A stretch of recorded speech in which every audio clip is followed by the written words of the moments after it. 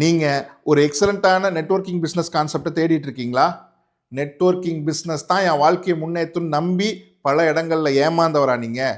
இன்றைக்கும் மேலை நாடுகளில் கூகுளில் ஆரம்பித்து டெஸ்லா வரைக்கும் எல்லாரும் இந்த ரெஃபரல் மார்க்கெட்டிங் துறையை ரொம்ப சூப்பராக பயன்படுத்திக்கிட்டு இருக்காங்க.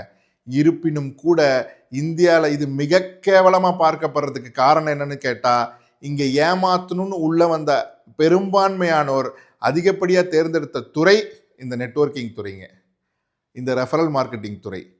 பணம் கொடுங்க, பணம் தரேன், இப்படி சொல்லி நம்ம பணத்தை வாங்கி வாங்கி கொஞ்சம் பேருக்கு கொடுத்தாங்க, மீதி பணத்தை எடுத்துகிட்டு போயிட்டாங்க. பொருளை கொடுத்து பணத்தை வாங்கி கொடுன்னு சொன்னாங்க.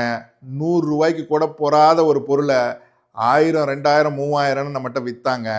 ஒரு கட்டத்தில் அதுவும் நடக்கலை. சில நிறுவனங்கள் ரொம்ப நேர்த்தியாக நடத்த முயற்சி செய்தும் லாபம் இல்லாததுனால அவங்க நடத்த முடியாமல் போயிடுச்சு. அடியேன் 1 டெக்கேடா 10 இயர்ஸாக ரொம்ப எக்ஸலண்ட்டாக ரன் ஆகிட்டு இருக்க ஒரு ஆர்கனைசேஷனில் 3.5 வருடங்களாக பயணிச்சுக்கிட்டு இருக்கேங்க.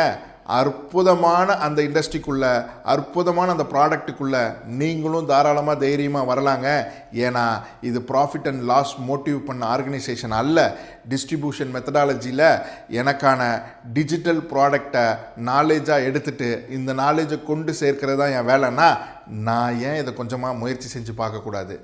இதை பற்றி மேலும் நீங்கள் தெரிஞ்சுக்கணும்னு நினச்சிங்கன்னா கீழே இருக்கிற இந்த நம்பருக்கு டயல் பண்ணி உங்களோட அப்பாயின்மெண்ட்டை ஃப்ரீஸ் பண்ணிக்கோங்க. டெஃபினட்டாக நெட்வொர்க் துறையில் நீங்களும் ஒரு மிகப்பெரிய ஜாம்பவானாக மாற முடியும். நம்பிக்கையோடு பயணியுங்கள். This is Saravanan from crypto Neram. Thank you so much.